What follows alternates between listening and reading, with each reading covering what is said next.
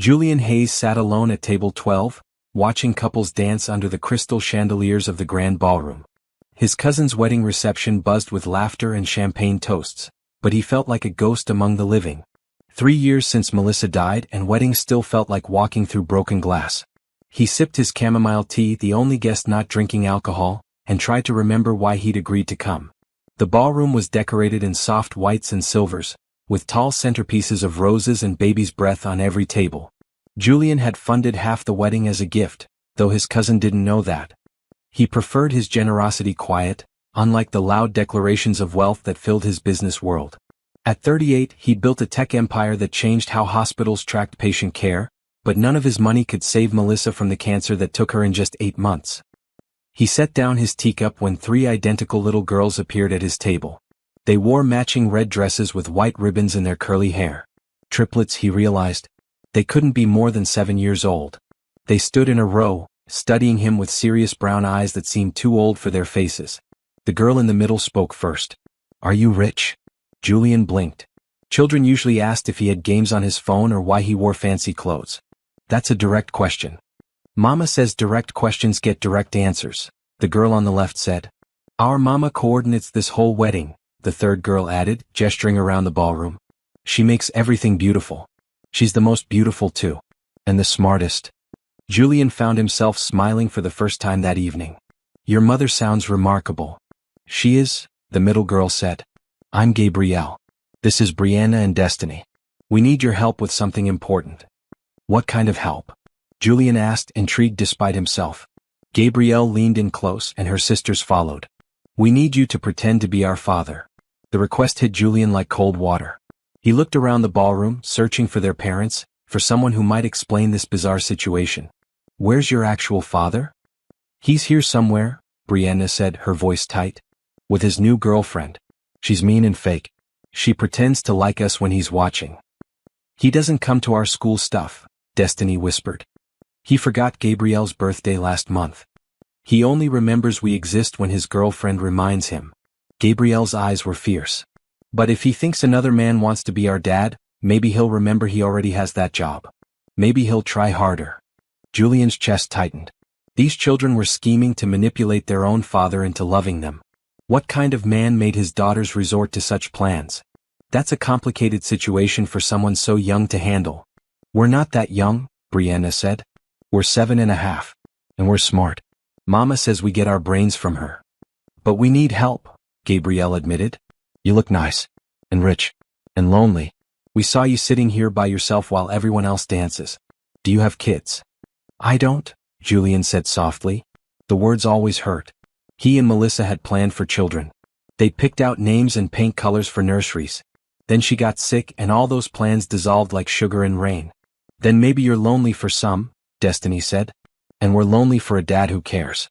We could help each other. The logic was sound in the way only children's logic could be, cutting through complications to simple truths. Julian should say no. He should find their mother and explain the situation.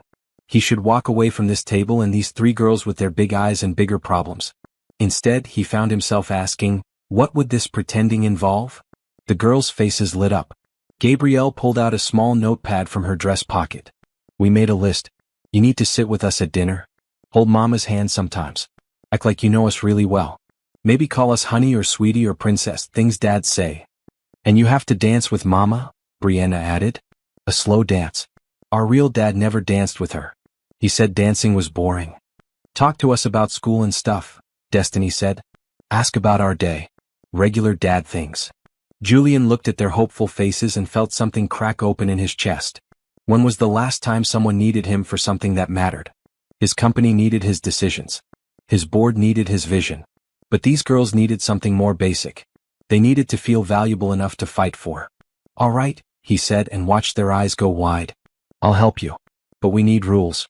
No lying beyond the pretending. If your mother asks me direct questions, I answer truthfully. And if your father gets upset, we stop immediately. I won't cause real problems for your family. Deal, Gabrielle said, sticking out her small hand. Julian shook it solemnly, then shook hands with each sister. One more thing, he said. Why me? There are plenty of men at this wedding. The girls exchanged looks. Finally, Destiny said, You're drinking tea instead of wine. Mama says people who choose tea at parties usually have good reasons. And good reasons mean good character. Before Julian could respond, a woman's voice cut through the music. Girls, what are you doing? Julian looked up and felt his breath catch. The woman walking toward them was stunning.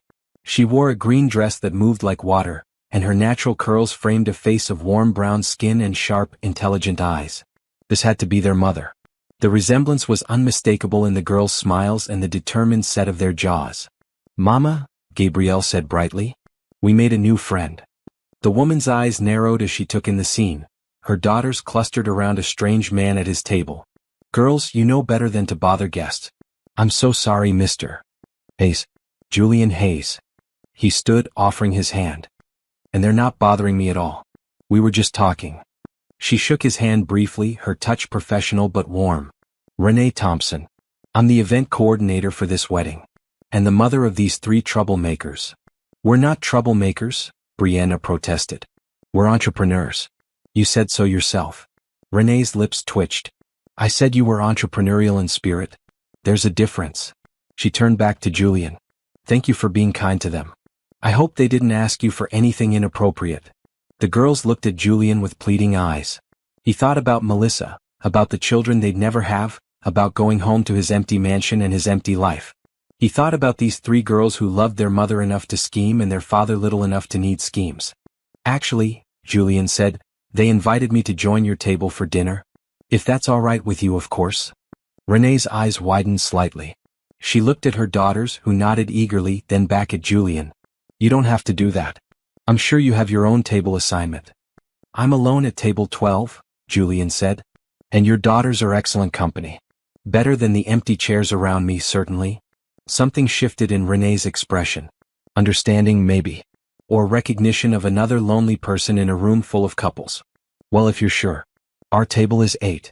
The girls would certainly enjoy having someone new to talk to. It's settled then, Julian said. He gathered his tea and followed Renee and the triplets across the ballroom. The girls walked between them, occasionally looking back at Julian with conspiratorial smiles. As they reached table 8, Renee pulled out a chair for herself, and Julian helped Gabrielle, Brianna, and Destiny into their seats before taking the empty chair next to Renee. Across the ballroom, he noticed a well-dressed black man watching them with narrowed eyes. The man stood with a thin woman who was young enough to be his daughter. That's him, Destiny whispered to Julian. That's our dad. Julian met Anthony Mitchell's stare and didn't look away. He'd agreed to help these girls, and whatever came next, he'd see it through. Renee noticed the exchange and stiffened. Girls, what's going on? Before anyone could answer, Gabrielle reached across the table and took Julian's hand. Mama, can Mr. Julian dance with you? Please? He said he loves dancing and you never get to dance at weddings because you're always working. Julian felt the trap close around him, simple and effective.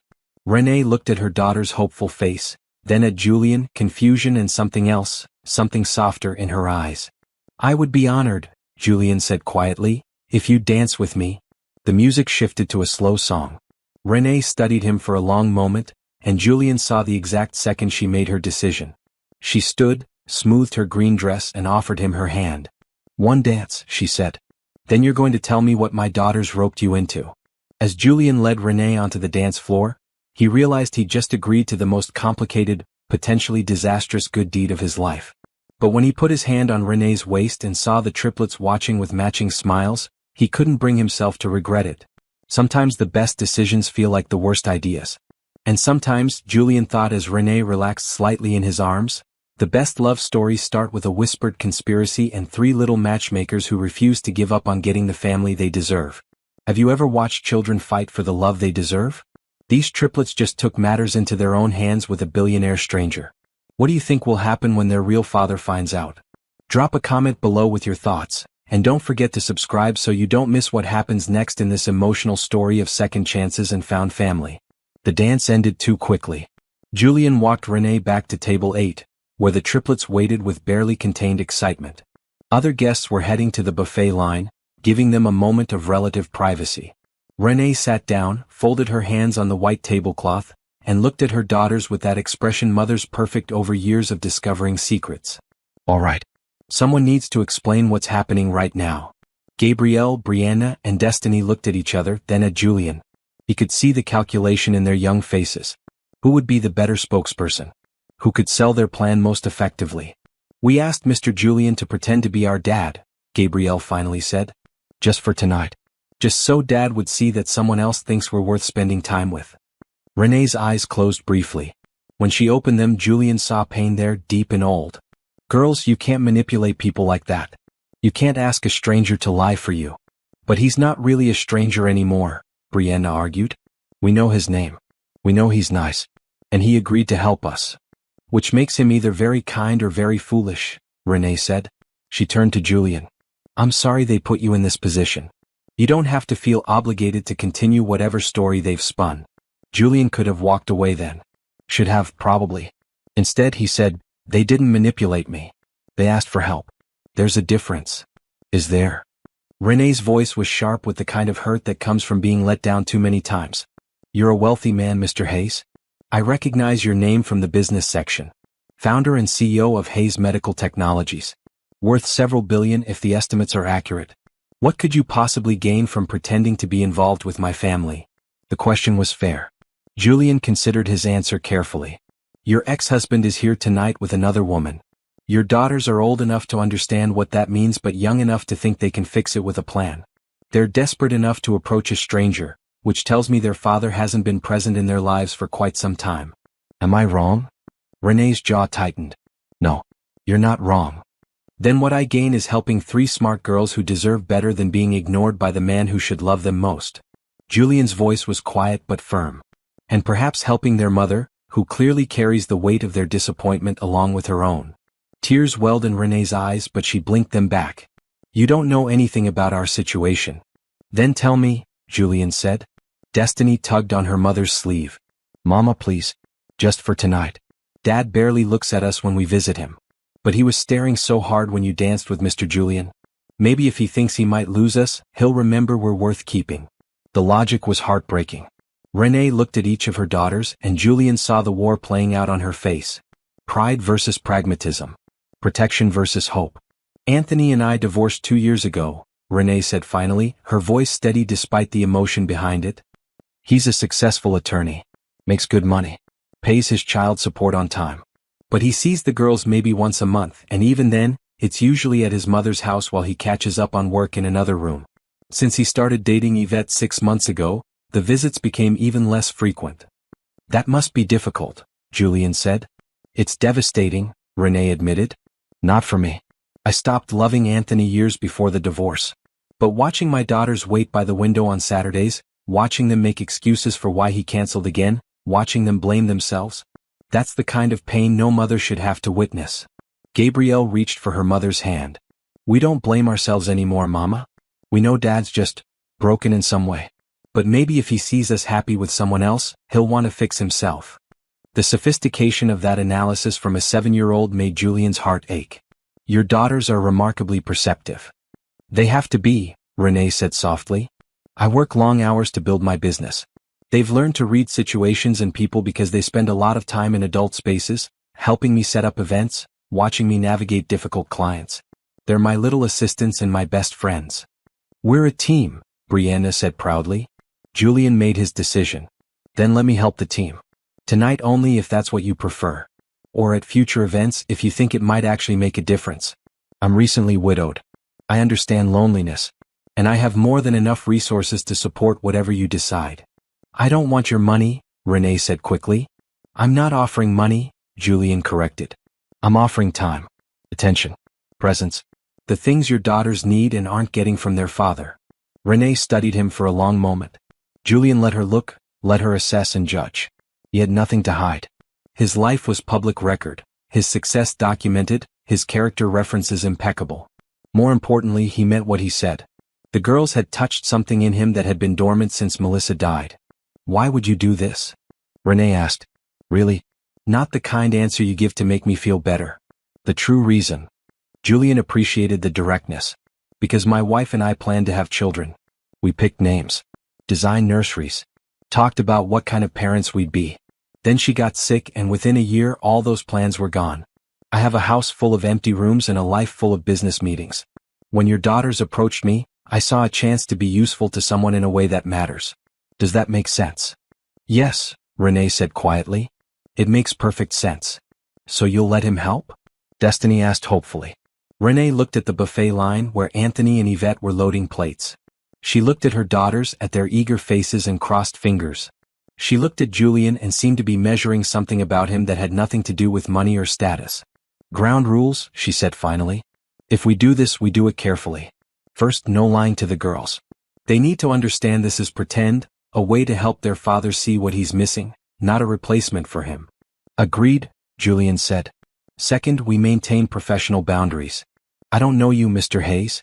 You seem kind, but kind people can still have bad intentions. The girls are never alone with you. I'm present for every interaction until I trust you completely. Absolutely, Julian said. That's just good parenting. Third, if at any point this becomes uncomfortable or complicated, we stop. No guilt. No obligations. Clean break. Julian nodded. Fair terms. And fourth, Renee said, her voice softening, you accept my help with something in return. I won't be a charity case. If you're giving us your time and presence, I want to give you something equally valuable. Your company is valuable, Julian said.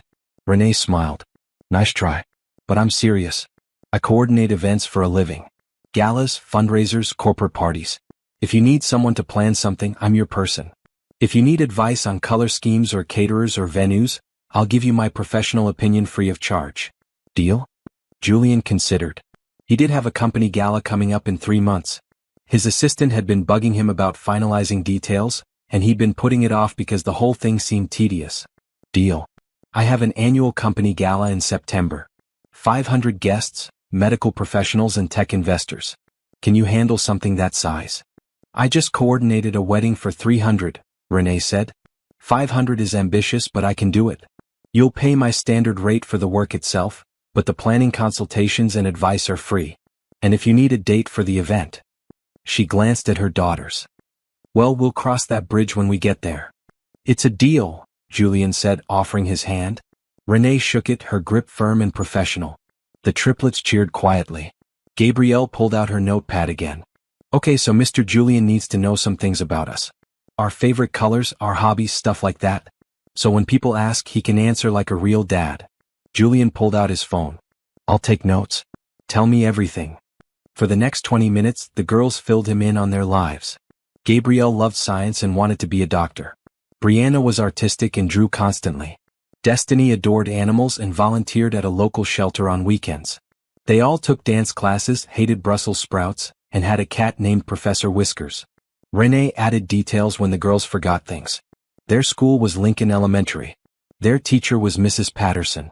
Their grandparents, Margaret and Bernard Thompson, lived 15 minutes away and helped with childcare when Renee had evening events. Julian absorbed it all, asking questions, making connections. By the time the main course arrived, he could recite their schedules and preferences like he'd known them for months instead of an hour. Anthony Mitchell approached their table just as dessert was being served. He was tall, well-dressed, with the confident posture of someone who won arguments for a living. Yvette clung to his arm, young and blonde and bored. Renee, Anthony said coolly. Girls. Daddy, the triplets said in unison, their voices noticeably less enthusiastic than when they'd greeted Julian. Anthony's eyes locked on Julian. I don't believe we've met. Anthony Mitchell. Julian stood, offering his hand. Julian Hayes. Friend of the family. Interesting, Anthony said, his handshake just slightly too firm. The girls have never mentioned you. We just met him, Gabrielle said truthfully. But he's really nice. Nicer than some people, Brianna added, looking pointedly at Yvette. Anthony's jaw tightened. Renee, can I speak with you privately? Whatever you need to say you can say here, Renee replied, her voice steady. Fine. Anthony's voice dropped. I don't appreciate my daughters being paraded in front of strangers. Whatever game you're playing, it stops now. Julian felt anger rise in his chest, but Renee beat him to the response. The only game being played is the one where you pretend to care about your daughters once a month. Julian has shown more interest in their lives in 1 hour than you have in 6 months. So maybe examine your own behavior before criticizing mine. The surrounding tables had gone quiet. Anthony noticed and forced a smile. We'll discuss this later. Girls, I'll see you next weekend. No you won't, Destiny said softly. You'll cancel. You always do. The truth hit Anthony like a physical blow. Julian saw it in the way his shoulders tensed, the way his eyes widened slightly. But instead of apologizing or promising to do better, Anthony turned and walked away, Yvette tottering after him on high heels. The triplets looked sad but not surprised. Renee pulled them close, one by one, kissing the tops of their heads. You girls did nothing wrong. Your father's issues are his own. We know, Mama, Gabrielle said. But her voice was small and hurt. Julian sat down and pushed his untouched chocolate cake toward the center of the table. I have a proposal. This cake is meant to be shared. So let's share it and then let's go look at the photo booth. I saw it has funny props and I think we need some laughter right about now. The girls brightened. Renee met Julian's eyes over their heads, and the gratitude there was so raw it made his chest tighten. They shared the cake, made silly faces in the photo booth, and when the wedding ended, Julian walked them to Renee's car. The triplets hugged him goodnight, each embraced tight and trusting in a way that felt like a sacred responsibility. Thank you, Renee said as she buckled the girls into their car seats. For tonight. For being kind when you didn't have to be. It was my pleasure, Julian said honestly. And I meant what I said about helping. Call me when you're ready to discuss the gala. Or if you just need someone to show up at a school event. Whatever you need. Renee handed him her business card. I'll call you tomorrow. We should set up clear expectations before this goes any further. Smart, Julian said. You're protecting them. I respect that. I'm protecting all of us, Renee said. Because despite my better judgment, I think I'm going to trust you with something precious. Don't make me regret it. I won't, Julian promised. He watched them drive away, three little faces pressed against the back window, waving until the car turned the corner. Then he walked to his own vehicle, a sleek black sedan that suddenly felt too empty. His phone buzzed. A text from an unknown number. Thank you for making Mama smile. She doesn't smile much anymore. Gabrielle, Brianna, and Destiny. Julian saved the number and replied. Thank you for trusting me with your family. Sleep well, girls. As he drove home to his mansion on the hill, Julian felt something he hadn't felt in 3 years.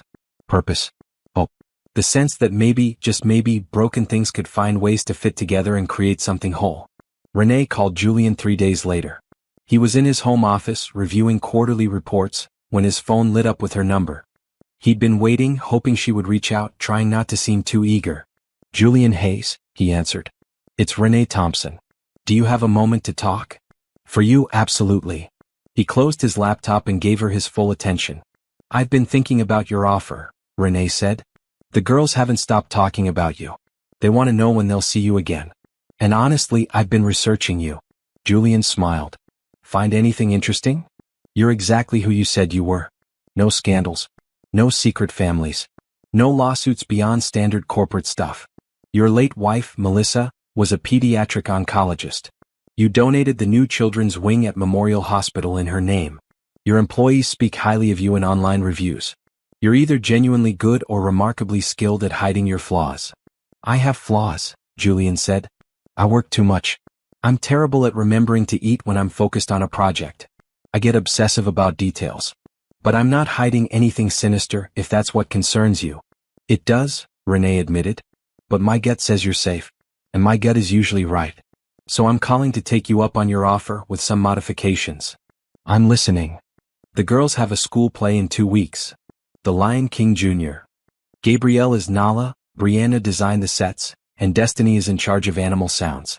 It's a big deal for them. Their father won't be there. He never is. Julian grabbed a pen. What night? Friday at 7. But before that, I'd like you to come to my house this weekend. Spend some time with the girls in a normal setting. Let them get to know you when there's no agenda, no audience. Just you and us. A trial run, Julian said. Exactly. If it feels forced or awkward, we call it off. If it feels natural, we keep going. Fair? More than fair. Saturday or Sunday? Saturday if you're free. Come around 10. We usually have a late breakfast, then the girls do their weekend activities. You can see what a typical day looks like for us. Julian checked his calendar, knowing full well it was empty. I'm free. Can I bring anything? Just yourself. And maybe a willingness to be humble. The girls are planning to teach you their dance routine. It involves a lot of hip shaking and arm waving. They're very serious about it. Julian laughed. I'll do my best. Send me your address. Saturday morning arrived bright and clear. Julian drove to Renee's neighborhood, a middle-class area with neat lawns and sidewalk chalk drawings. Her house was a cheerful yellow two-story with blue shutters and a porch swing. Completely different from his modern glass and steel mansion, but infinitely more welcoming. He rang the doorbell. The triplets answered together, wearing matching blue jeans and different colored t-shirts. Red for Gabrielle, green for Brianna, maroon for Destiny. "You came," Destiny said, beaming. "Of course I came," Julian said. "I promised, didn't I?" They led him inside. The house smelled like cinnamon and coffee. Family photos covered the walls, documenting the girls' lives from babies to now. Julian noticed the absence of Anthony in recent pictures. The narrative told itself visually, a family that had edited out a member. Renee appeared from the kitchen, wearing jeans and a blue blouse, her hair pulled back in a simple ponytail. She looked younger, more relaxed than at the wedding. "Welcome to the chaos. Fair warning, we're loud and messy and completely unfiltered here." "Sounds perfect," Julian said. Breakfast was pancakes, fruit, and easy conversation. The girls talked over each other, sharing stories from school, debating which superhero would win in various fights, asking Julian questions about his house and his work. He answered honestly, editing out the loneliness but not the facts. After breakfast, Gabrielle pulled out a chemistry set. "Mama got us this for our birthday. Want to help us make a volcano?" Julian spent the next hour on the kitchen floor, mixing baking soda and vinegar, watching the girls shriek with delight as foam erupted from their papier-mâché mountain. Renee supervised from the counter, occasionally tossing in comments or warnings about protecting the floor. Then Brianna wanted to show him her art portfolio. They sat on the couch while she explained each drawing, the stories behind them, the techniques she was learning. Julian asked questions, genuinely interested, and Brianna glowed under the attention. Destiny's turn came next. She showed him videos on her tablet of animals at the shelter where she volunteered. "This is Biscuit. He's a three-legged dog. Nobody wants him because he's different. But I think different is good. Different means special." "I agree completely," Julian said. "Different is always more interesting than ordinary." Lunch was simple sandwiches, eaten in the backyard while Professor Whiskers, a large orange tabby, supervised from his sunny spot on the patio. The girls taught Julian their dance routine, a combination of moves from various pop songs. He gamely followed along, stumbling over steps, making them laugh when he spun the wrong direction. Renee watched from the porch swing, and when Julian caught her eye, she was smiling. Really smiling. The kind of smile that reached her eyes and softened her whole face. After the dance lesson, the girls settled in the living room with books for their mandatory afternoon reading time. Julian sat with Renee on the porch swing, both of them holding glasses of lemonade. "You're good with them," Renee said quietly. "They make it easy," Julian replied. "They're smart and funny and kind. You've raised them well." "I've tried. It's not always enough. Sometimes I worry that growing up without a present father will damage them in ways I can't fix. They seem remarkably well adjusted. They're resilient. But resilience shouldn't be necessary at 7 years old, you know? They should feel secure. Well, confident that the adults in their lives will show up." Julian set down his lemonade. "Can I tell you something about my childhood?" Renee nodded. "My father was present but absent. He was there physically at dinner every night at some school events. But emotionally he was checked out. Too focused on his business, too busy building wealth to build relationships. My mother tried to compensate, but one parent can't fill two roles." "I'm sorry," Renee said. "Don't be. I'm telling you this because despite that, I turned out okay. Better than okay. I built something meaningful. Found love with Melissa. Created a life I'm proud of. Your daughters have something I didn't have. A parent who's fully present, who loves them fiercely, who teaches them their worth. That's more valuable than having two mediocre parents." Renee's eyes glistened. "Thank you for saying that. It's true. And for what it's worth, I'd like to keep coming around. Not as a replacement for Anthony, but as a supplement. Someone who shows up because he wants to, not because he has to. The girls would love that." "What about you?" Julian asked. "What would you love?" The question hung between them. Renee looked at him, really looked, and Julian saw the moment she decided to be honest. "I'd love to not carry everything alone. I'd love to have someone reliable in our lives. Someone the girls can count on. Someone who..." She paused. "Someone who sees me as more than a mother. Who remembers I'm a person with dreams and fears and desires beyond what's best for my children." "I see you," Julian said quietly. Renee Thompson, brilliant event coordinator. Woman who chooses tea people at parties because it shows character. Mother who taught her daughters to be direct and brave. Person who deserves support and partnership and respect. Renee's breath caught. You barely know me. I know enough, and I'd like to know more. If you'll let me. Before Renee could respond, the front door burst open. Gabrielle stood there, book in hand. Mr. Julian, can you read to us? Mama does voices for all the characters and we want to hear your voices. Julian stood, offering his hand to Renee. Shall we? They spent the rest of the afternoon reading, with Julian attempting various character voices that made the girls giggle. When dinner time approached, Renee ordered pizza and insisted Julian stay. Over pepperoni and cheese, Destiny asked, Are you going to come to our play? Absolutely, Julian said. I already put it on my calendar. And you'll sit with Mama? Brianna asked. If your mama wants me to, Julian said, glancing at Renee. I'd like that, Renee said. After dinner, Julian helped clean up. He washed dishes while Renee dried, the two of them moving around the kitchen in comfortable rhythm. The girls watched a movie in the living room, their laughter drifting back to the kitchen. This was a good day, Renee said. The best I've had in 3 years, Julian admitted. Your family is special, Renee. Thank you for letting me be part of it, even temporarily. What if it's not temporary? Renee asked. What if this becomes something real? Julian set down the dish he was washing and turned to face her. Then I'd count myself incredibly fortunate. But I want to do this right. No rushing. No pressure. Just honest steps forward. Renee nodded. Honest steps forward. I can work with that. When it was time to leave, the girls hugged Julian goodnight again. This time, the embraces felt familiar, like a routine they'd practiced for years instead of days.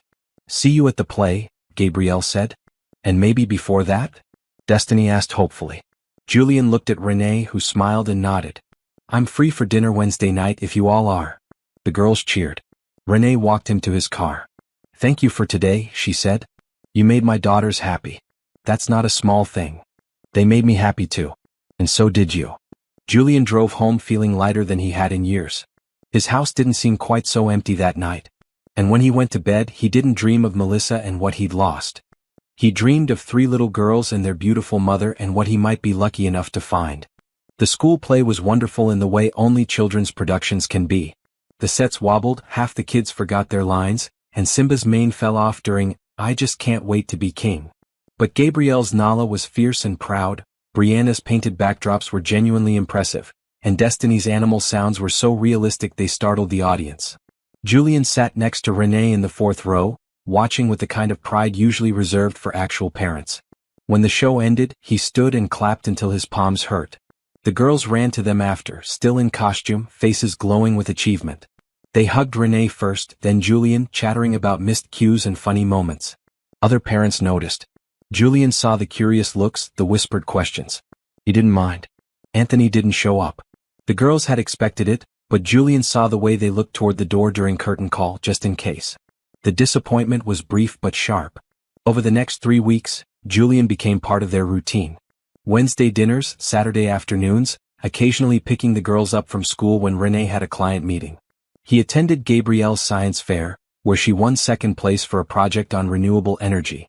He bought art supplies for Brianna and spent an entire Sunday teaching her basic animation techniques on his tablet. He went with Destiny to the animal shelter and adopted Biscuit, the 3-legged dog, for his estate. The girls started calling him Jules instead of Mr. Julian. Then one Saturday, Destiny called him Daddy Jules without thinking, and the whole room went still. Sorry, Destiny whispered. Is that okay? Julian knelt down to her level. It's more than okay.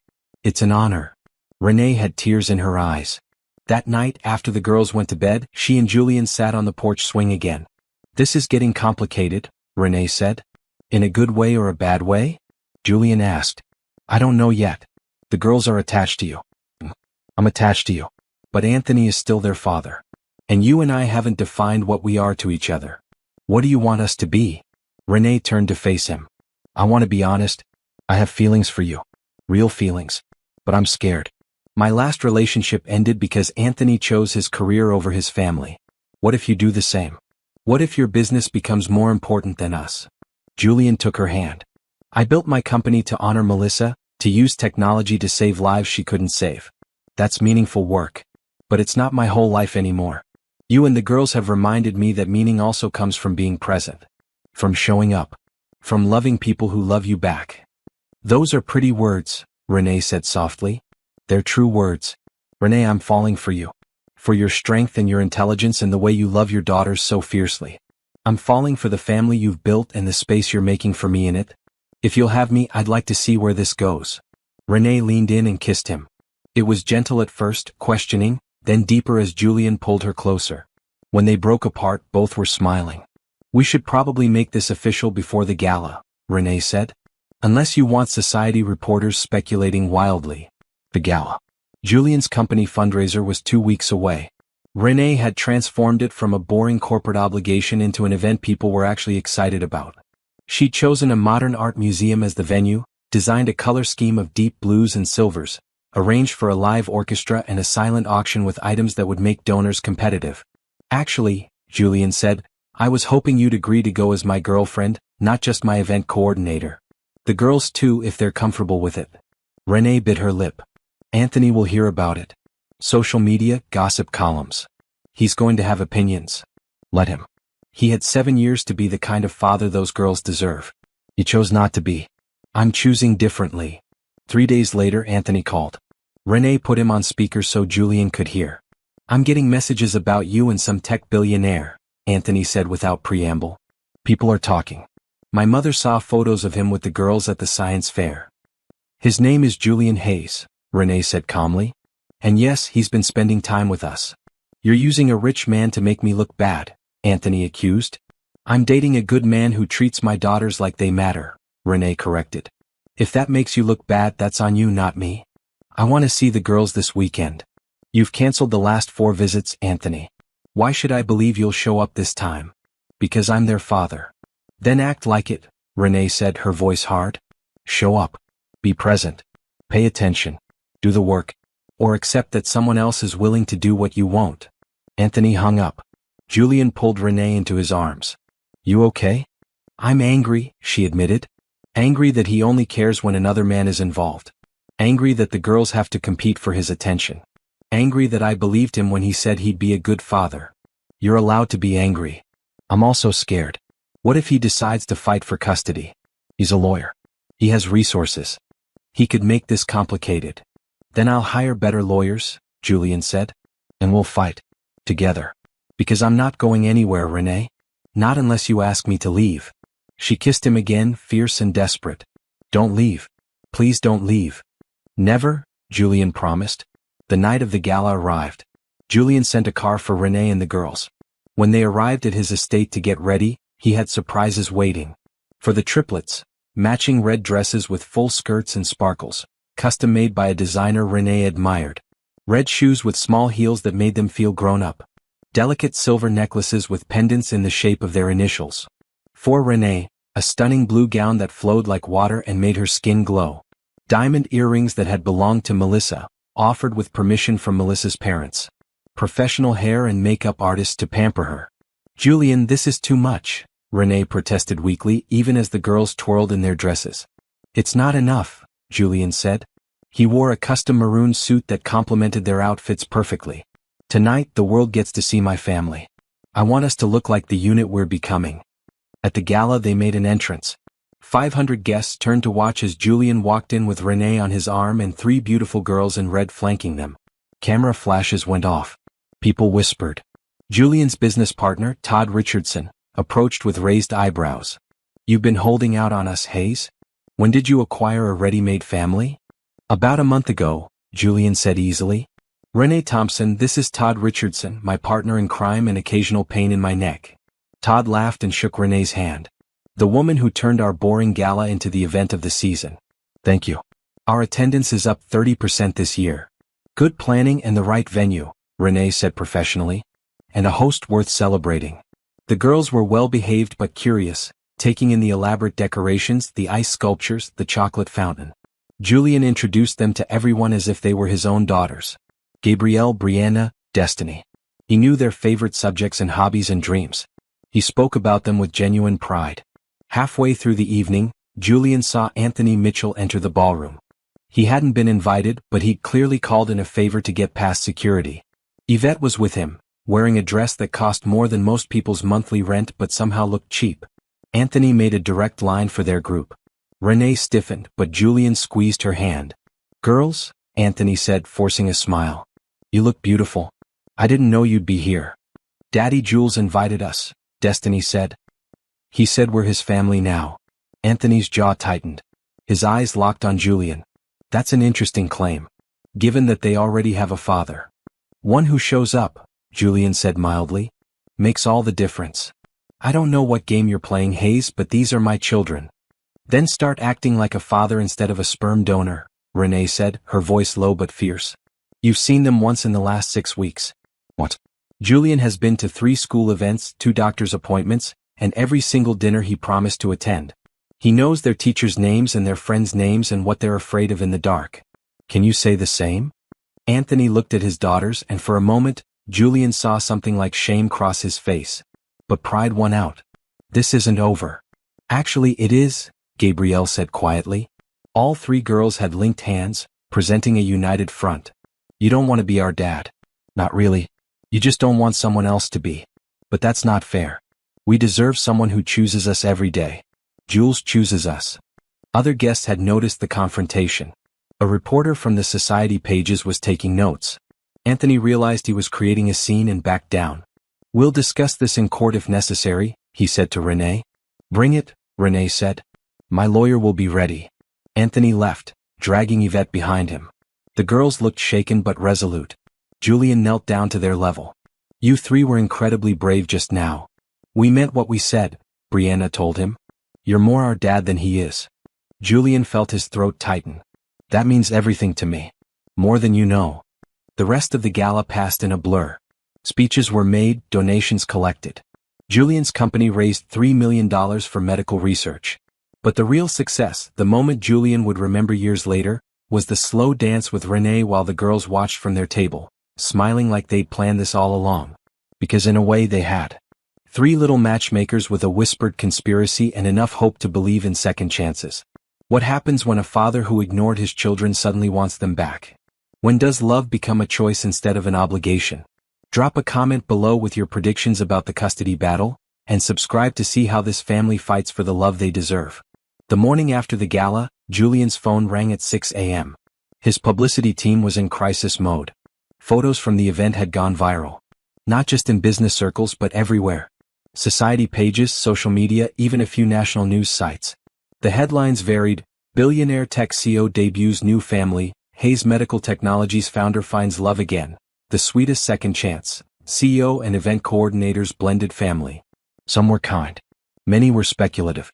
A few were cruel, questioning Renee's motives or implying she was a gold digger. Julian called Renee immediately. "Have you seen the news?" "My phone won't stop buzzing," Renee said. She sounded tired. "My clients are calling with congratulations. My mother wants to know why she had to learn about my relationship from Facebook. And my lawyer just sent me a message saying Anthony filed for emergency custody modification." Julian's blood ran cold. "When?" "This morning. First thing. The hearing is in 2 weeks. I'm calling my legal team right now." "Julian, this is my fight. You don't have to." "We're past that," Julian interrupted gently. "What affects you affects the girls. What affects the girls affects me. I'm in this, Renee. Completely. Let me help." He heard her exhale shakily. "Okay. Thank you." Within an hour, Julian had assembled a team. The best family law attorneys in the state, private investigators to document Anthony's parenting history, character witnesses who could speak to Julian's relationship with the girls. That afternoon, Renee's best friend, Candace Brooks, stopped by Julian's office. He'd never met her, but he recognized her from photos in Renee's house. She was a tall African-American woman with an impressive afro and a skeptical expression. "Mr. Hayes," she said, settling into the chair across from his desk without invitation. "We need to talk." "I'm listening." "Renee is my best friend. Has been since college. I was her maid of honor when she married Anthony. I held her while she cried through the divorce. I've watched her build a life for those girls out of nothing but determination and love. So before you go any further with this, I need to know your intentions." Julian appreciated the directness. "I intend to support Renee and her daughters in any way they need. Emotionally, financially, practically. I'm falling in love with all 4 of them, and I plan to prove I'm worthy of that privilege." Candace studied him. "You know people are calling her a gold digger, right?" saying she targeted you because you're rich. People are wrong. Renee didn't target me. Her daughters approached me at a wedding, desperate for a father figure who would show up. I said yes because I was lonely and they were brave. Everything that happened after grew naturally from that moment. And when the newness wears off, when you remember you're a billionaire with a company to run and a social circle that doesn't include a single mother and her kids, what then? Julian leaned forward. I've spent 3 years in that social circle. It's empty. Meaningless. I'd rather have one dinner with Renee and the girls than 1,000 galas with people who only care about my bank account. And I'm not going to change my mind. This isn't infatuation. It's the first real thing I've felt since my wife died. Candace's expression softened slightly. Renee said you were sincere. I wanted to see for myself. And I believe you. But belief doesn't mean trust. You want my trust? Earn it. Show up for the hard parts.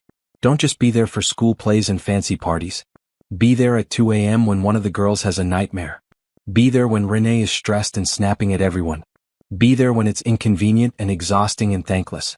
That's when we'll know if you're real or just playing house. Fair terms, Julian said. I'll earn it. Candace stood. Good. Because if you hurt them, you'll have me to deal with. And I'm much scarier than Anthony Mitchell's lawyers. Julian smiled. I don't doubt that for a second. The legal battle began immediately. Anthony's petition claimed Renee was exposing the children to a stranger with potential ulterior motives. He argued that Julian's wealth created an unhealthy dynamic, that the girls were being spoiled and manipulated, that their mother's judgment was compromised by romantic involvement. Julian's lawyers prepared their counterarguments. They documented Anthony's canceled visits, his minimal child support contributions beyond the court-mandated amount, his lack of involvement in the girls' education and healthcare. They compiled testimonies from teachers, neighbors, and the girls' pediatrician, all stating that the triplets were thriving under Renee's care and had become noticeably happier since Julian entered their lives. But the stress took its toll on Renee. Julian saw it in the shadows under her eyes, the way she checked her phone constantly, the tightness in her shoulders that never fully released. 2 nights before the hearing, Julian found her crying in her kitchen after the girls had gone to bed. He didn't ask questions, just pulled her into his arms and held her while she shook. I'm so scared, she whispered against his chest. What if the judge believes Anthony? What if they take my girls? They won't, Julian said firmly. No judge would remove children from a loving, stable home just because their mother is dating someone. Anthony's case is weak and he knows it. This is intimidation, nothing more. But what if you're wrong? What if this whole thing with us has made everything worse for them? Julian pulled back enough to look at her face. Renee, listen to me. Your daughters are happier now than they've been in years. You've told me that. Their teachers have confirmed it. Even your parents have noticed. That happiness is worth fighting for. And we're going to win because the truth is on our side. The truth doesn't always matter in court. It does when you have the best lawyers money can buy. And character witnesses who genuinely care. And a partner who will stand beside you no matter what happens. Renee wiped her eyes. I don't deserve you. You deserve everything good in this world, Julian said. And I'm going to spend the rest of my life proving it. That night, after Renee fell asleep on his chest on the couch, Julian made a decision. He called his head of security and his private investigator. I need everything on Anthony Mitchell, he said quietly. Financial records, phone records, social media activity, information about his relationship with Yvette.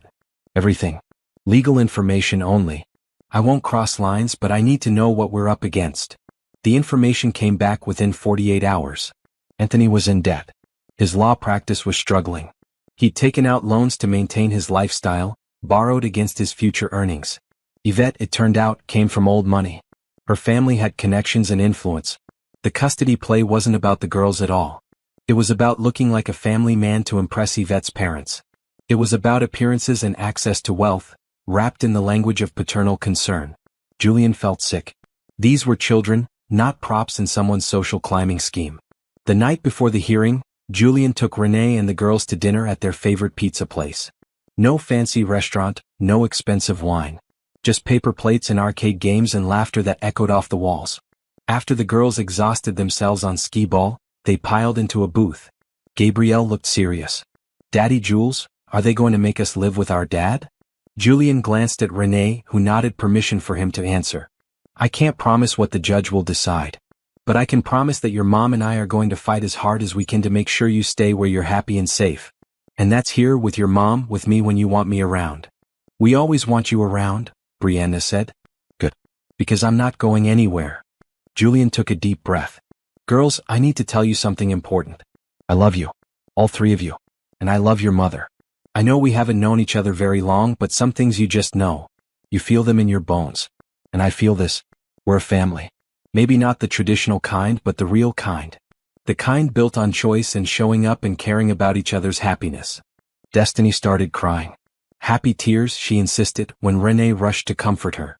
Nobody's ever said they love us just because they wanted to before. Dad only says it when Grandma makes him. The truth of that statement broke Julian's heart. He reached across the table and took each girl's hand. I say it because it's true. And I'll keep saying it for as long as you'll let me. That night, after he'd driven them home and tucked the girls into bed with Renee, he kissed her at the front door. Tomorrow we show the judge what a real family looks like. And we win. And if we don't? Renee asked. Then we appeal. And we keep fighting. Because giving up is not an option when the people you love are at stake. Renee kissed him back, deeper this time. I love you too, she whispered. I should have said it before. I was scared. But I'm done being scared. I love you, Julian Hayes. And whatever happens tomorrow, I'm grateful you walked into our lives. Best decision I ever made, Julian said. Well, second best. The first was saying yes when 3 little girls asked me to pretend to be their father. Turns out, I wasn't pretending at all. The custody hearing lasted 4 hours. Anthony's lawyer painted Julian as a wealthy interloper trying to buy his way into a family. He suggested Renee was more interested in financial security than her children's well-being. He implied the girls had been coached to reject their biological father. Renee's lawyer dismantled every argument methodically. She presented attendance records showing Anthony's minimal involvement. She called the girls' teacher, who testified that the triplets had struggled with abandonment issues before Julian appeared and had flourished. Since she brought in Renee's parents, who spoke about their daughter's dedication and Julian's genuine care for the family. Then she called Julian to the stand. Mr. Hayes, how did you meet Gabrielle, Brianna, and Destiny Thompson? Julian told the truth. The whole truth. How the girls approached him at a wedding with a plan to make their father jealous. How he'd agreed because he was lonely and they were brave. How what started as pretend became the most real thing in his life. And you understand these children already have a father? I understand they have a biological father who fails to show up for them repeatedly, Julian said. I'm not trying to replace Anthony Mitchell. I'm trying to be present in a way he refuses to be. The girls call me Daddy Jules because I've earned that title through consistent care and attention. Mr. Mitchell had 7 years to earn it and chose not to. Anthony's lawyer tried to shake him. Isn't it true you're worth over $3 billion, Mr. Hayes? And that Renee Thompson's event planning business was struggling before she met you? Her business was not struggling, Julian corrected. It was growing steadily. What I offered was connections to expand that growth. Connections I would have offered any talented professional in her field. And the expensive gifts? The designer dresses for the children? The jewelry for their mother? That's not attempting to buy their affection. Those were gifts given out of love, not manipulation. I have resources and I choose to share them with people I care about. Is that somehow wrong? The lawyer had no answer. When it was the girl's turn, the judge spoke to them privately in chambers. 30 minutes later, she emerged with a decision. Mr. Mitchell, your petition for modified custody is denied. The evidence shows your involvement with your daughters has been minimal and inconsistent. The presence of Mr. Hayes in their lives has been beneficial, not harmful. These children are thriving in their current environment. She turned to Anthony directly. If you want a relationship with your daughters, I suggest you start acting like a father. Showing up. Being present. Caring about their lives beyond what suits your schedule.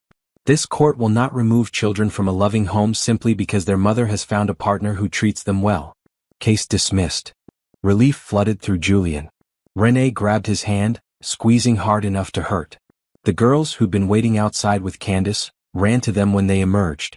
We get to stay together? Gabrielle asked. You get to stay together, Julian confirmed. Anthony left the courthouse without speaking to anyone. Yvette looked furious, already on her phone. Julian didn't care. The only opinions that mattered were in his arms right now, celebrating. That evening, Julian took them all to his estate. He'd had his staff prepare a celebration dinner, complete with the girls' favorite foods and a cake that said, "Our Family" in blue frosting. Over dessert, Julian made an announcement. "I've been thinking about something for a while now. My company gala was successful largely because Renee transformed it into something special. I'd like to offer you a formal position if you're interested. Director of Corporate Events for Hayes Medical Technologies." Renee's eyes widened. "Julian, I can't just. Let me finish," he said gently.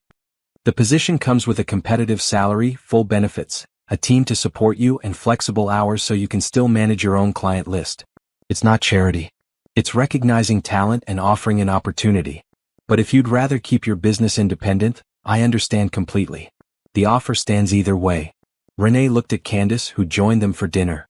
Her friend nodded encouragingly. "Girl, take the job. You'd be amazing at it." "I need to think about it," Renee said. "Can I have a few days?" "Take all the time you need," Julian said. 3 days later, Renee accepted. She didn't give up her business entirely but scaled back to a few select clients per year. The corporate position gave her stability, benefits for the girls, and the chance to work on major events with resources she'd never had before. Working together deepened their relationship. They fell into comfortable rhythms, balancing professional collaboration with personal connection. Julian learned how Renee thought through problems, how she turned obstacles into opportunities. Renee saw Julian's business acumen and genuine care for his employees. The girls adjusted quickly. They started calling Julian's estate, "our other house." Professor Whiskers and Biscuit became best friends. The triplets had their own rooms at the mansion, decorated to their specifications. Gabrielle's was full of science posters and a telescope. Brianna's featured her artwork on every wall. Destiny's had an entire corner dedicated to stuffed animals and animal fact books. 6 weeks after the custody hearing, Renee's parents invited them all to Sunday dinner. Margaret and Bernard Thompson had been cautiously supportive at first, worried their daughter was moving too fast. But watching Julian with the girls had worn down their resistance. Over pot roast and potatoes, Bernard pulled Julian aside. "I need to ask you something man to man." "Of course, sir. What are your intentions with my daughter and granddaughters?" Julian appreciated the directness. He'd been wondering when this conversation would happen. "I intend to marry Renee if she'll have me. And I intend to formally adopt the girls if they and Renee agree. I want to build a life with them. A real, permanent, committed life." Bernard studied him. "You've known each other less than 3 months." "I know. And I'm not going to rush Renee into anything. But when you know, you know. I knew I loved Melissa after 2 weeks. We waited a year to get engaged because it was the sensible thing to do. But I knew from the beginning. It's the same with Renee and the girls. I've known since that first dance at the wedding. My daughter has been hurt before. Deeply. I won't stand by and watch it happen again." "I won't hurt her," Julian said firmly. "I know what it's like to lose someone you love. I wouldn't survive doing that to someone else, especially not Renee. She and those girls are my second chance. I'm going to treasure that for the rest of my life." Bernard nodded slowly. "All right then. You have my blessing. But I'm watching you." "I'd expect nothing less, sir." That night, Julian and Renee took a walk in his garden while the girls played with their grandparents inside. The sun was setting, painting the sky in shades of pink and orange. "Your father grilled me today," Julian said. "I know. I heard." He has a loud whisper. Renee smiled. "What did you tell him?" "The truth. That I love you. That I want to marry you. That I'm all in with this family we're building." Renee stopped walking. "Julian." "I'm not proposing tonight," he said quickly. "I know it's too soon. I just wanted you to know where my head is, where my heart is. So there's no confusion about my commitment." Renee reached up and cupped his face. "I love you too. And I want all those things. But I need to be sure the girls are ready. That we're all ready. My first marriage rushed into things and fell apart. I won't make that mistake again." "Take all the time you need," Julian said. "I'll be here." They sealed the promise with a kiss, and in that moment, Julian felt complete in a way he hadn't since Melissa died. Different but equally powerful. The love he'd had with his late wife would always be part of him. But this love, this family, was his future. Inside, Destiny called out the window. "Mama, Daddy Jules, Grandma made cookies." "Daddy Jules?" Julian repeated softly. "I don't think I'll ever get tired of hearing that." "Good," Renee said, taking his hand. "Because they're not going to stop saying it. Ever." They walked back to the house together, and through the windows, Julian could see the life he'd built. Not perfect but real. Not simple but worth every complication. 3 little girls. 1 remarkable woman. A second chance at happiness. And the courage to believe that love, when chosen daily, could heal even the deepest wounds. The next 3 months were the happiest of Julian's life since losing Melissa. He and Renee fell into a rhythm that felt both new and ancient, like they'd been doing this forever. Mornings started with coffee on his terrace or breakfast in her kitchen, depending on whose house they'd stayed at. Evenings ended with bedtime stories for the girls or quiet conversations after they'd fallen asleep. Julian officially moved Biscuit to the estate permanently and hired a trainer to help the 3-legged dog adjust to his new life of luxury. The girls visited every weekend and slowly, their belongings accumulated in their rooms. Clothes, books, art supplies. Evidence of a life being lived, not just visited. Renee's business flourished. She coordinated 2 major hospital fundraisers and a tech conference that received national attention. Her reputation grew beyond the local market. Clients started flying her to other cities for consultations. Julian supported every step, offering connections but letting her shine on her own merit. He attended her events as her partner, not her benefactor, proud to watch her command a room with nothing but competence and charm. The girls thrived in school. Gabrielle joined the science club and started talking about becoming an aerospace engineer. Brianna's art teacher recommended her for a special summer program at the local museum. Destiny expanded her animal shelter volunteering to include a youth education program about pet adoption. Life was good. Better than good. Julian started looking at engagement rings not to buy yet, but to understand what Renee might like. He talked to her parents about his intentions. He had his lawyer draft adoption papers, ready for when the time was right. Then Anthony Mitchell returned. The first sign was a message from Renee's lawyer. Anthony was requesting a formal visitation schedule after months of sporadic contact. He wanted every other weekend, holiday alternation, the works. He'd hired a new attorney, someone expensive and aggressive. The second sign was a series of articles in business and society publications. Local attorney fights for his daughters. Father denied access by mother's wealthy boyfriend. Anthony Mitchell's battle against parental alienation. The articles painted Julian as a controlling billionaire who'd manipulated a vulnerable single mother into cutting her ex-husband out of their children's lives. They portrayed Anthony as a dedicated father fighting against impossible odds. None of it was true. All of it was damaging. Julian's publicity team went into crisis mode again. They prepared counterstatements, gathered evidence of Anthony's minimal involvement, compiled the girls' own testimonies. But the damage was done. Public opinion started shifting. Renee was devastated. People actually believe this, she said, scrolling through comments on one of the articles. They think I'm using you to hurt Anthony. They think I'm a bad mother. People who don't know you, Julian reminded her. People who only see headlines, not truth. The people who matter know better. But the attacks intensified. Someone leaked details about Julian's relationship with the girls, twisting the wedding reception encounter into something sinister. Anonymous sources claimed Julian had targeted Renee specifically because of her vulnerable position. Then Yvette gave an interview. She appeared on a local morning show, perfectly styled, tears ready on command.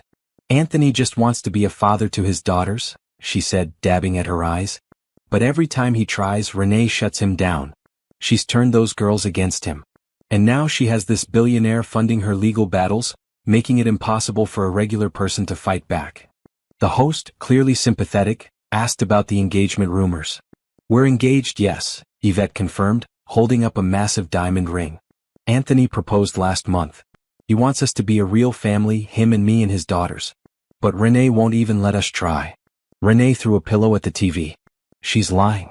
Anthony doesn't want a family. He wants to look like he has a family. There's a difference. Julian pulled her close. We know the truth. The judge knows the truth. Let them play their games. It won't change the outcome. But the pressure mounted. The girls' school called, concerned about increased media attention. Other parents whispered and pointed. Gabrielle came home crying because a classmate said her mom was a gold digger. Julian hired security for Renee and the girls. Not aggressive, but present. He wanted them safe, not scared. But the security detail itself became fodder for more articles. Hayes Shields' new family from biological father. 3 weeks into the media storm, Anthony finally showed up at Renee's house unannounced. Julian was there helping Brianna with a school project. Security called his arrival in immediately. Renee met Anthony on the porch with Julian standing behind her. The girls watched from the window, uncertain. I want to see my daughters, Anthony said. He looked tired, stressed. Different from his usual polished appearance. You want to see them or you want to be seen with them?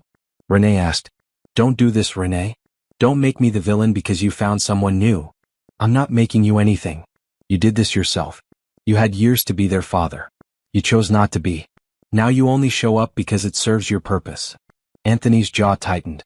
Yvette's family wants to meet the girls. Her father is a partner at a major firm. He could help my career.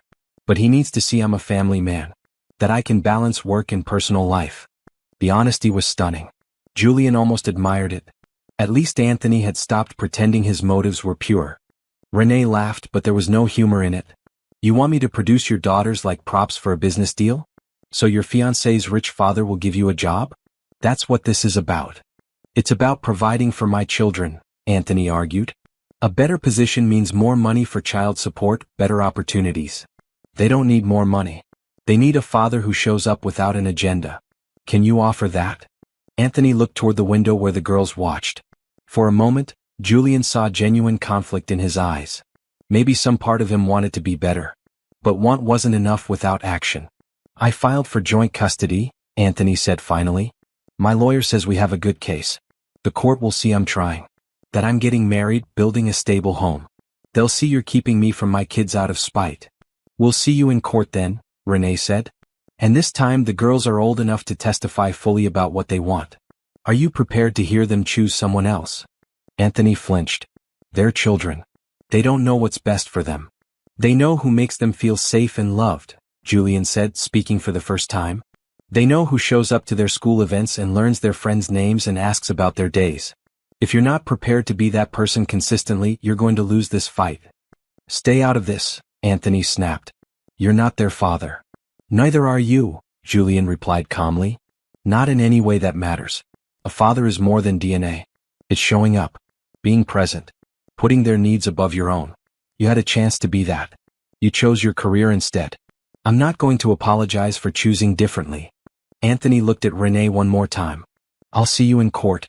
And when I win, when the girls are with me every other weekend, we'll see how long your billionaire sticks around. He left, tires screeching as he pulled away. Renee sagged against Julian and he held her up. Inside, the girls were crying. All three of them clustered together on the couch.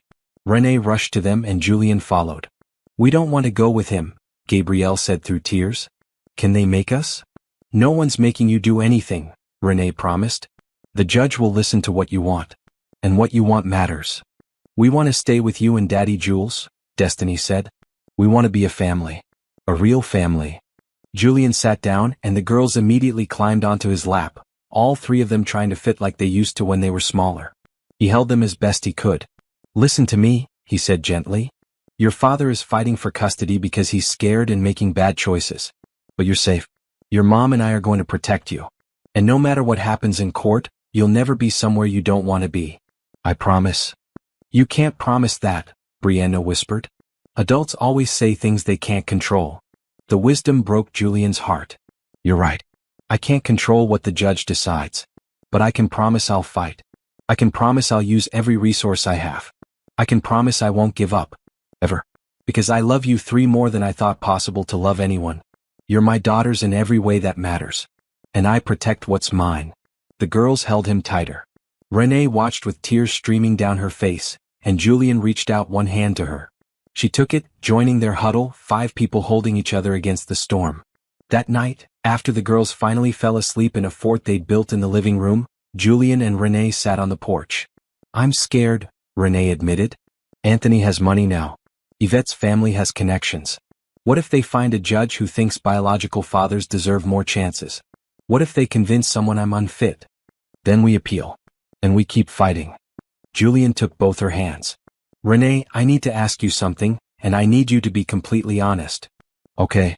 Would this be easier without me? If I stepped back, let you handle it alone, would Anthony back down? Renee's eyes widened. Is that what you want? To step back? God, no. But I need to know I'm not making things harder for you and the girls. If my presence is the problem. Your presence is the solution, Renee interrupted fiercely. You're the reason the girls are happy again. You're the reason I remember what partnership feels like. Anthony is using you as an excuse, but he'd find another excuse if you weren't here. This is about him wanting to look good for Yvette's family, not about being a real father. Don't you dare think of leaving us. Julian pulled her into his arms. I'm not going anywhere. I just needed to hear you say it. They sat in silence for a while, holding each other, gathering strength for the fight ahead. Above them, stars emerged one by one, pinpricks of light against the darkness. I want to marry you, Julian said suddenly. Not now. Not until this is over and the girls feel secure. But I want you to know that's where this is headed. You and me and them. Forever. Renee pulled back to look at his face. That's where I wanted to go too. Good. Then let's win this custody battle and get on with our lives. The custody hearing was scheduled for 4 weeks out. They had a month to prepare, to gather evidence, to steel themselves for whatever came next. A month to prove that love chosen daily mattered more than biology alone. And Julian was ready to prove it, no matter what it cost. The second custody hearing was scheduled in the family court downtown. Julian arrived with Renee and the girls, surrounded by their legal team. The courthouse was already crowded with reporters, photographers, curious onlookers drawn by the media coverage. Security escorted them through a side entrance to avoid the cameras. Inside, the building was all marble and echo, cold and impersonal. The girls held tight to Renee's hands, wearing matching blue dresses she'd chosen specifically because blue was calming. Anthony and Yvette sat on the opposite side of the hallway with their lawyer, a shark-faced woman named Patricia Henley who'd built her reputation on winning unwinnable cases. Yvette wore a conservative dress and minimal makeup, playing the role of concerned stepmother-to-be. The bailiff called them into the courtroom. Judge Sandra Martinez presided, a middle-aged Latina woman with sharp eyes and a reputation for fairness. She'd reviewed all the documents, all the evidence from both sides. Anthony's lawyer went first. She painted a picture of a devoted father denied access to his children by a vindictive ex-wife and her wealthy boyfriend. She presented photographs of Anthony at past events with the girls, carefully selected moments that showed him present and engaged. Mr. Mitchell has consistently tried to maintain a relationship with his daughters, Henley argued. But every attempt has been blocked or discouraged by their mother. Since Julian Hayes entered the picture, access has become even more restricted. The girls have been coached to reject their father in favor of a man who's essentially bought his way into their affections. Renee's lawyer, Patricia Morgan, a black woman in her 50s with a stellar track record, countered with documentation. Cancelled visits going back 2 years. Child support payments that were technically on time but never exceeded the court-mandated minimum. School records showing Anthony had never attended a parent-teacher conference, a science fair, an art show. Mr. Mitchell claims to want a relationship with his daughters, Morgan said. But the evidence shows minimal effort prior to Julian Hayes' involvement. The sudden interest in joint custody coincides suspiciously with his engagement to a woman whose family requires evidence of stable family life. Henley objected. Speculation about Mr. Mitchell's motivations is irrelevant. What matters is his current desire to be a present father. His current desire appears tied to impressing his future in-laws, Morgan shot back. We have testimony from multiple sources indicating Mr. Mitchell's interest increased dramatically after his engagement was announced. The judge allowed both arguments but warned about speculation. Then she called witnesses. Anthony's mother testified first. She described her son as a caring father overwhelmed by work demands. She claimed Renee had always made visitation difficult, scheduling activities that conflicted with Anthony's availability. My son loves those girls, she said. He's just been going through a hard time financially and professionally. He's trying to build a better life for them. On cross-examination, Morgan asked, Mrs. Mitchell, when was the last time your son visited his daughters without being prompted by you or the court? She hesitated. I don't keep exact dates. According to Miss Thompson's calendar, your son has initiated contact exactly 3 times in the last 6 months. Does that sound like a father fighting for access? He's busy, she defended weakly. So is Miss Thompson. Yet she manages to be present for her children daily. Why can't your son do the same? No answer. Then came character witnesses for Anthony. Colleagues who described him as hardworking and dedicated. Friends who'd seen him with the girls at his mother's house, playing and laughing. It was all surface-level testimony, nothing that addressed consistent presence or actual parenting. Renee's side brought in teachers, the girls' pediatrician, neighbors who'd watched the triplets grow up. They all told the same story, a mother who sacrificed everything for her daughters and a father who showed up when convenient. Then Morgan called Julian to the stand. Mr. Hayes, describe how you met Gabrielle, Brianna, and Destiny Thompson. Julian told the story again, every detail. The wedding reception. The girl's whispered plan. His agreement to help. How that temporary arrangement had become the most important relationship of his life. And what role do you play in the girls' daily lives now? I'm their second parent in every practical sense. I help with homework. I attend school functions. I know their teachers, their friends, their fears and dreams. I've been to their doctor appointments, their dance recitals, their art shows. I'm present, consistently and intentionally. Do you believe you're trying to replace their biological father? No. I'm filling a void their biological father refuses to fill. There's a difference. If Anthony Mitchell showed up tomorrow and committed to being a real father, I'd support that. But he's shown no indication of wanting that responsibility. He wants the appearance without the work. Henley stood. Objection. Speculation about Mr. Mitchell's intentions. Sustained, Judge Martinez said. Stick to observable facts, Mr. Hayes. Julian nodded.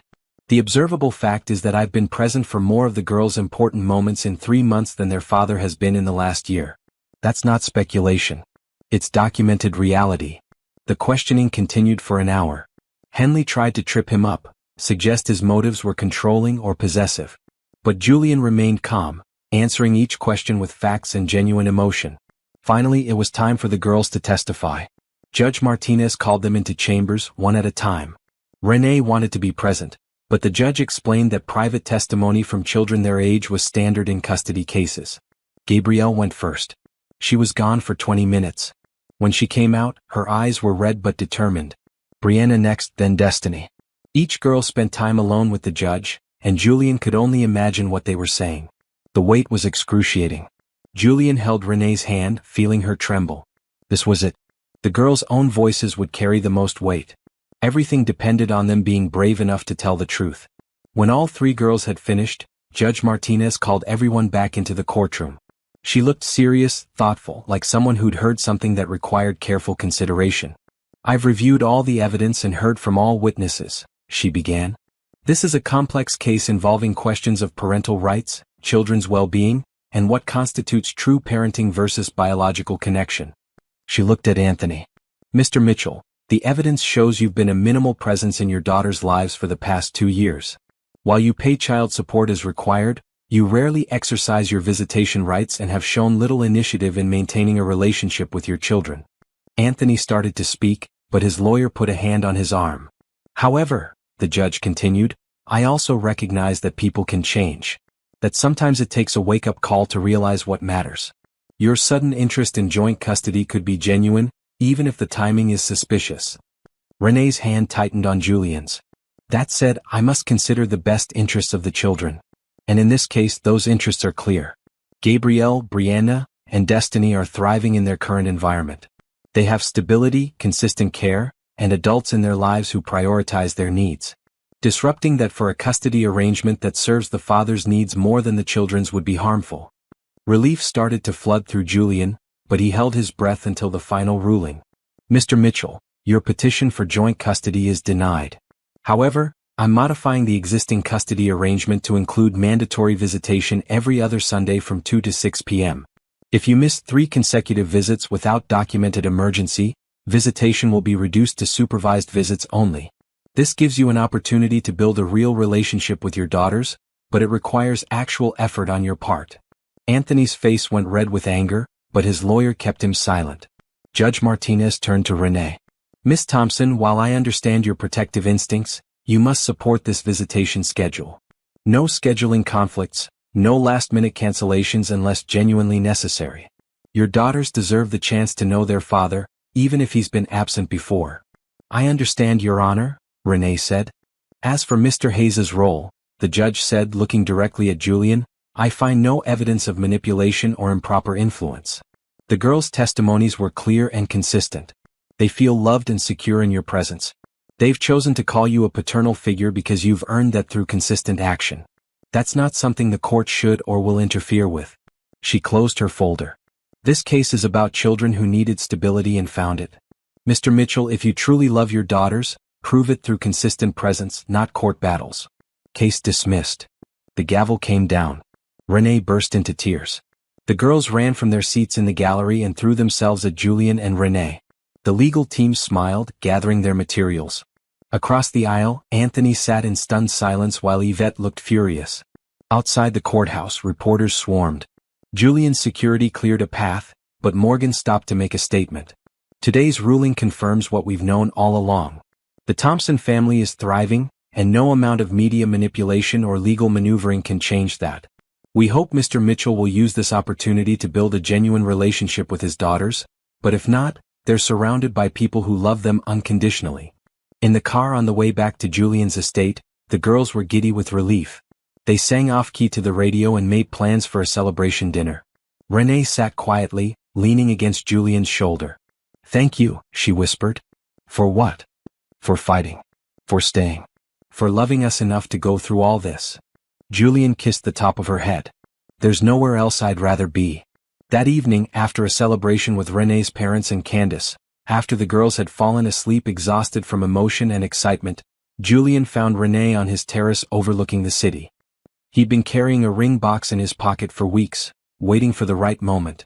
This wasn't it, not yet. They all needed time to decompress from the stress of the custody battle. But soon. Very soon.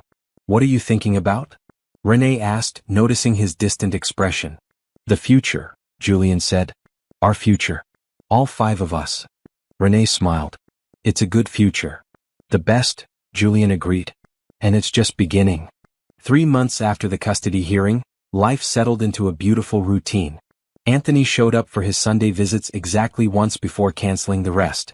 After 3 consecutive missed visits, the court reduced his rights to supervised visitation only. He didn't fight it. Apparently, Yvette's father had given him the job without requiring proof of family stability, and Anthony's motivation evaporated. The girls stopped asking about him. They'd accepted that their biological father wasn't capable of being the father they needed. It hurt, Julian could see it sometimes in quiet moments, but they had him now. And he was all in. On a Saturday morning in late September, Julian took the girls to breakfast while Renee met with a client. Over pancakes and orange juice, he cleared his throat. "Girls, I need to talk to you about something important." 3 pairs of eyes looked at him with interest. At 8 years old now, they were perceptive enough to sense when something big was coming. "I love your mother very much," Julian began. "And I love the 3 of you more than I thought possible to love anyone. You've become my family in every way that matters." "We know," Gabrielle said. "You tell us all the time." Julian smiled. "Good. Because I want to make it official. I want to marry your mom and formally adopt all 3 of you. But I won't do it unless you're completely comfortable with the idea. This is your decision as much as mine." The girls exchanged looks. Then Brianna spoke. "Would we have to change our last names?" "Only if you want to. You could be Thompson Hayes or keep Thompson or take Hayes completely. Whatever feels right to you." "Would you really be our dad forever?" Destiny asked. "Like legally and everything?" "Legally and emotionally and practically in every other way that matters. Forever." Gabrielle studied him seriously. "You know this means you can't leave, right? Even if things get hard. Even if we're teenagers and moody. Even if Mama gets stressed and yells. You have to stay." "I'm counting on it," Julian said. "I want all the hard parts and the good parts. The whole package. That's what family means." They were quiet for a moment. Then all 3 girls nodded. "Yes," Gabrielle said. "Ask Mama to marry you." "Make it romantic," Brianna added. "She likes romantic things but never admits it." "And can we help plan the wedding?" Destiny asked. "We have ideas." Julian laughed, relief flooding through him. "You can absolutely help plan. In fact, I'm counting on your expertise." That evening, Julian took Renee to the park where they'd first talked alone after the wedding, away from the girls and the chaos. It was the same porch swing where they'd negotiated ground rules, where they'd first admitted real feelings. They walked through the gardens as the sun set, painting the sky in shades of pink and purple. Julian had arranged for the park to be closed for a private event, just the 2 of them and a string quartet playing softly in the distance. "This is beautiful," Renee said, looking around. "But why all the secrecy? The girls said you were planning a surprise." "They may have been involved in the planning," Julian admitted. "They're good at keeping secrets when properly motivated with ice cream bribes." Renee laughed. "What are you up to, Julian Hayes?" Julian led her to the center of the garden, where rose petals formed a circle on the ground. In the middle stood a small table with a single candle and 2 champagne glasses.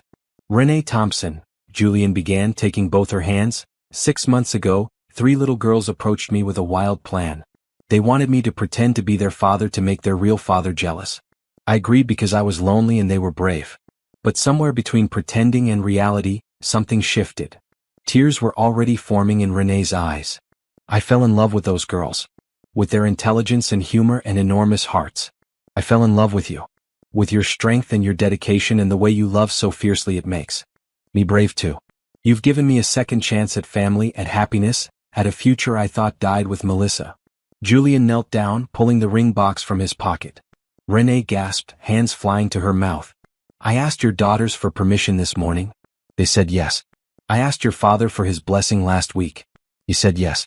Now I'm asking you. Renee Thompson, will you marry me? Will you let me be your partner, your husband, the father to your girls in every official capacity? Will you build a life with me? The ring sparkled in the candlelight, a sapphire surrounded by diamonds. Blue like Renee's favorite color. Like the dress she'd worn at the gala. Like trust and loyalty and depth. Yes, Renee said, tears streaming down her face. Yes, yes, absolutely yes. Julian slipped the ring onto her finger, then stood and pulled her into his arms. They kissed while the string quartet played and rose petals drifted on the evening breeze. When they finally pulled apart, Renee was laughing and crying at the same time. I can't believe you kept this secret from me. How long have you been planning this? About a month. Your daughters are excellent conspirators. Speaking of which, Renee said looking around, where are they? As if on cue, Gabrielle, Brianna, and Destiny emerged from behind a nearby tree, led by Candace and Renee's parents. They'd been hiding, waiting for the big moment. Did she say yes? Destiny called out. She said yes, Julian confirmed. The girls ran to them and suddenly it was a group hug, all 5 of them tangled together and laughing. Renee's parents joined in, then Candace, and for a moment Julian closed his eyes and just felt it. This family. His family. The next day, wedding planning began in earnest. Renee wanted something elegant but personal, not too big, focused on the people who mattered most. They chose a date 6 months out, giving them time to plan properly without rushing. The girls threw themselves into helping. Gabrielle researched venues with the same intensity she brought to her science projects. Brianna designed sketches of potential dresses and floral arrangements. Destiny created a playlist of songs that made them all happy. Renee wanted the girls to be junior bridesmaids, standing with her at the altar. Julian wanted them to have a special role beyond that. He worked with Renee's lawyer to fast-track the adoption paperwork so he could officially become their father before the wedding. The paperwork was completed in 4 months. On a Tuesday afternoon in January, they all stood before a judge while Julian officially adopted Gabrielle, Brianna, and Destiny Thompson. They chose to become Thompson Hayes, keeping their mother's name while adding his. The girls cried happy tears. Renee cried too. Julian's voice shook when he recited his oath to care for them, to provide for them, to be their father in every legal and emotional capacity. When the judge congratulated them, Gabrielle hugged Julian tight. You're really our dad now. I always was, Julian said. This just makes it official. As the wedding date approached, details came together beautifully. The venue was an elegant garden estate with views of the water. The color scheme was blues and silvers with touches of green. Renee designed every aspect with her professional expertise, creating something that felt both grand and intimate. Julian's contribution was ensuring everyone important was there. He flew in colleagues who'd become friends, invited the team from his company, made sure the guest list included the teachers and neighbors and community members who'd supported Renee and the girls. 2 weeks before the wedding, an envelope arrived at Renee's house. No return address. Inside was a letter from Anthony Mitchell. Renee read it aloud to Julian that night. I know I have no right to ask for forgiveness. I was a terrible father and a worse husband. You deserved better. The girls deserved better. I see now that my priorities were wrong. By the time I realized what I'd lost, you'd found someone who values what I threw away. I'm not asking to be part of the wedding or your lives. I just wanted you to know I understand my failures. I hope the girls are happy. I hope you found the partnership you always wanted. You deserve every bit of joy that comes your way. Anthony. Do you think he means it? Renee asked. I think he regrets his choices, Julian said. Whether that translates to actually changing, I don't know. But it doesn't matter for us. Our family is complete with or without his acknowledgement. Renee nodded. Should we tell the girls? Let them enjoy the wedding without complications. We can share this later if they ask about him. 1 week before the wedding, Melissa's parents requested to meet with Julian. He visited them at their home, nervous about what they might say. "We wanted to give you something," Mrs. Cooper said, handing him a small box. Inside was Melissa's wedding ring, the simple gold band she'd worn for their 5 years of marriage. "We know you're moving forward with your life," Mr. Cooper added. "And we're glad. Melissa loved you so much. She would want you to be happy." "She'd love Renee," Mrs. Cooper said. "And those girls. We've seen the photos you post. You're building something beautiful." Julian's eyes burned with tears. "Thank you. For understanding. For supporting this. Our daughter's love for you didn't end when she died," Mrs. Cooper said. "And your love for her doesn't end because you've found new love. Both can be true at the same time." They hugged him, these people who'd lost their daughter but hadn't lost their capacity for grace. Julian left feeling blessed by their acceptance and Melissa's memory. The rehearsal dinner was at Julian's estate, a casual affair with close family and friends. The girls performed a song they'd written about their new family, complete with dance moves and enthusiastic if slightly off-key singing. Not a dry eye in the house. Renee's father gave a toast about second chances and chosen family. Candace roasted Julian gently about needing 3 matchmakers to find love. Julian's business partner welcomed Renee and the girls to their extended work family. That night, after everyone had left, Julian stood on his terrace with Renee. Tomorrow they'd be married. Tomorrow everything would be official. "Nervous?" Renee asked. "Not even a little," Julian said. "I've never been more sure of anything." "Not even when you started your company?" "Not even then. This is different. This is choosing to build a life with people I love. That's the best kind of certainty." Renee kissed him softly. "I love you, Julian Hayes. Tomorrow and every day after. I love you too, Renee Thompson. Soon to be Renee Thompson Hayes." They stood together under the stars on the edge of their new life, ready for whatever came next. Because they'd already survived the hard parts. The rest was just celebration. The wedding day dawned clear and bright. Julian woke in his estate while Renee and the girls prepared at her house. Tradition demanded they spend the night apart, though he'd hated every minute of sleeping alone. His best man, Todd Richardson, showed up at 8 a.m. with coffee and nervous energy. "Big day, Hayes. Ready to officially join the Married with Kids Club?" "Been ready for months," Julian said, accepting the coffee gratefully. The ceremony was scheduled for 4 p.m. Julian spent the morning with his groomsmen, getting ready with the kind of calm confidence that came from absolute certainty. He wore a custom maroon suit, the same shade he'd worn to that first gala. His boutonniere was a blue rose, matching Renee's favorite color. At the venue, everything looked perfect. Renee's team had outdone themselves. Blue and silver flowers everywhere, chairs arranged in a semicircle around the altar, white fabric draping from trees and creating an ethereal atmosphere. The water sparkled in the background, and a string quartet tuned their instruments. Guests arrived. Julian's colleagues from Hayes Medical Technologies. Renee's event planning clients who'd become friends. Teachers from the girls' school. Neighbors who'd watched the family form. Melissa's parents, smiling and supportive. Renee's parents, beaming with pride. At 3:45 the music started. Julian took his place at the altar with Todd beside him. His hands were steady. His heart was full. The bridesmaids walked down the aisle first, Candace looking elegant in a green dress. Then came the moment Julian had been waiting for. Gabrielle, Brianna, and Destiny appeared, wearing matching green dresses with silver accents. They carried small bouquets of blue roses and walked in perfect synchronization, faces solemn with the importance of their role. They took their places near the altar, and each gave Julian a small smile that said, "We did this. We brought you here." Then the music changed. The traditional wedding march began. And Renee appeared. She was stunning. Her dress was ivory silk with delicate blue embroidery along the hem and bodice. Her natural curls were styled elegantly, and she wore the diamond earrings Julian had given her, the ones that had belonged to Melissa. She carried a bouquet of blue and white roses. But what took Julian's breath away wasn't the dress or the hair or even the radiant smile. It was the way she looked at him as she walked down the aisle with her father. Like he was her future. Her choice. Her forever. Bernard Thompson placed Renee's hand in Julian's with a quiet, "Take care of my girls." "All of them," Julian promised. "Always." The officiant, a friend of Renee's family, began the ceremony with words about love and commitment and the families we choose.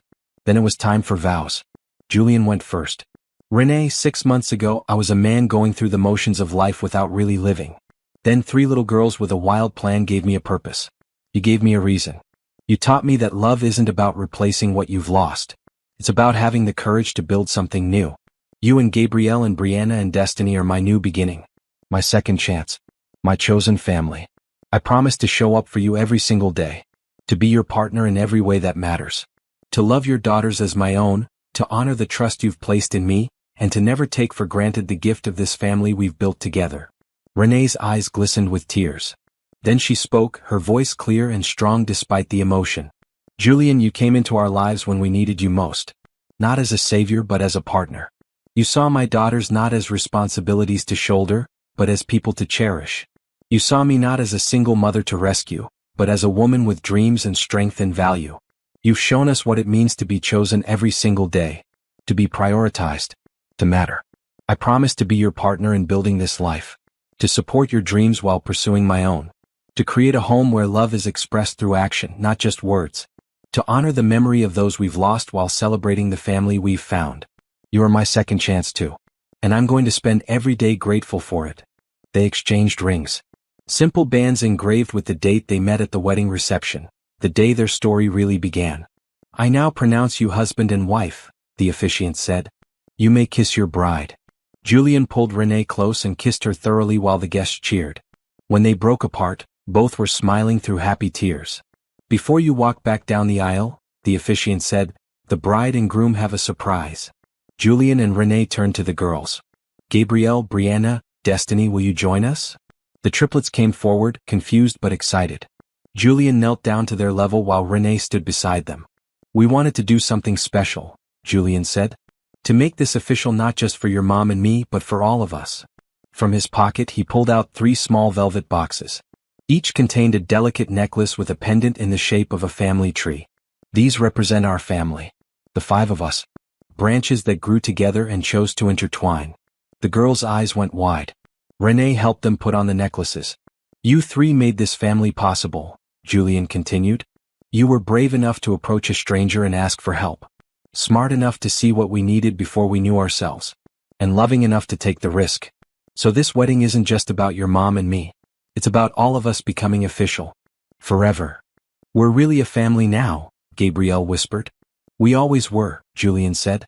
But now everyone knows it. The ceremony ended with the 5 of them walking down the aisle together, not just bride and groom but a whole family, united and official and complete. The reception was a celebration in every sense. Dinner was delicious, music was perfect, toasts were heartfelt and often funny. Candace told stories about Renee in college. Todd shared Julian's nervous rambling the day after he met the girls. Renee's father welcomed Julian to the family with genuine warmth. Then it was the girls' turn. They stood together, Gabrielle holding the microphone. We want to tell you how Mama and Daddy Jules met, she began. The guests settled in, curious. Over the next 5 minutes, the triplets told the story. The wedding reception. Their desperate plan. Julian's surprising agreement. How what started as pretend became the most real thing in all their lives. We thought we were being smart, Brianna said. Tricking a rich man into making our dad jealous. But we were actually just finding the dad we were supposed to have all along. Daddy Jules shows up, Destiny added. He comes to our school stuff. He knows our friends. He asks about our days and actually listens to the answers. He makes Mama smile. He makes us feel safe. That's what dads are supposed to do. So thank you, all 3 said together, looking at Julian, for saying yes when we asked. For choosing us. For becoming our family. There wasn't a dry eye in the venue. Julian stood and hugged each girl, then Renee, and the whole family embraced while cameras flashed and guests applauded. The dancing started. Julian and Renee had their first dance to a song about second chances and new beginnings. Then the girls joined them and it became a family dance, all 5 of them moving together in imperfect but joyful rhythm. As the evening wore on, Julian found a quiet moment with Melissa's parents. Mrs. Cooper hugged him tight. She would be so happy for you, she said. Our daughter loved you enough to want you to find love again. This family you've built, it honors her memory. It shows that love doesn't end. It just grows and changes and makes room for more. Thank you, Julian said, his voice thick with emotion. For everything. For raising her. For supporting me. For blessing this new chapter. You blessed us by loving our daughter so well, Mr. Cooper said. Now go be happy. That's all we want for you. The reception ended with a send-off. Instead of rice or bubbles, guests released blue butterflies that fluttered into the evening sky. Renee and Julian watched them go, surrounded by their girls, by family and friends, by the life they'd chosen. They honeymooned as a family of 5. 2 weeks in Hawaii, beaches and sunshine, and absolutely no schedule beyond spending time together. The girls learned to surf. Renee finally relaxed completely. Julian felt peace settle into his bones. On their last night, sitting on the beach watching the sunset, Destiny asked, "Can it always be like this?" "The vacation part, no," Julian said honestly. "We have school and work and regular life to get back to. But the family part? The part where we're together and happy and choosing each other? That part is forever." "Good," Gabrielle said. "Because I'm not letting you go anywhere." "Me neither," Brianna agreed. "None of us are," Renee added, leaning against Julian's shoulder. They sat together as the sun dipped below the horizon, painting the sky in brilliant shades of orange and pink. A family born from a whispered conspiracy and 3 little girls brave enough to believe in second chances.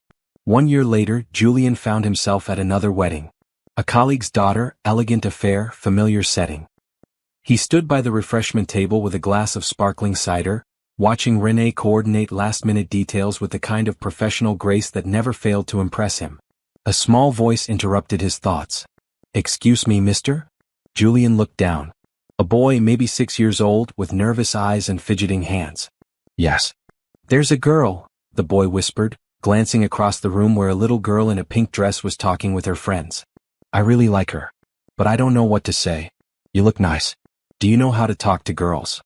Julian felt a smile spread across his face.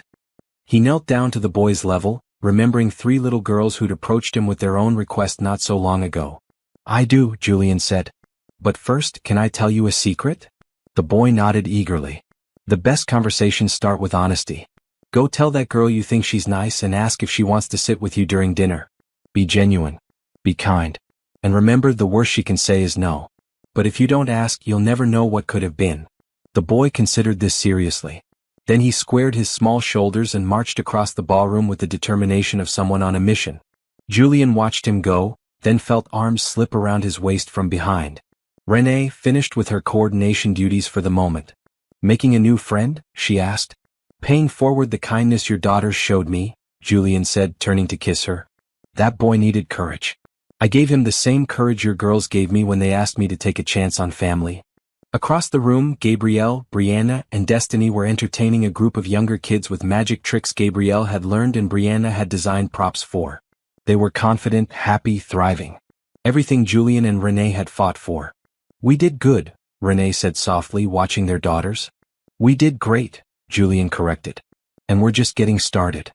The little boy returned, beaming, the girl in the pink dress walking beside him. They'd found an empty table and were coloring together on the kids' activity sheets, already chatting like old friends. Julian smiled. Sometimes the best love stories start with a whispered conspiracy and 3 little matchmakers. But all love stories he'd learned require the same ingredients: courage to take a chance, kindness to show up consistently, and hope that choosing love every single day builds something worth keeping. He had all 3. And he was never letting go.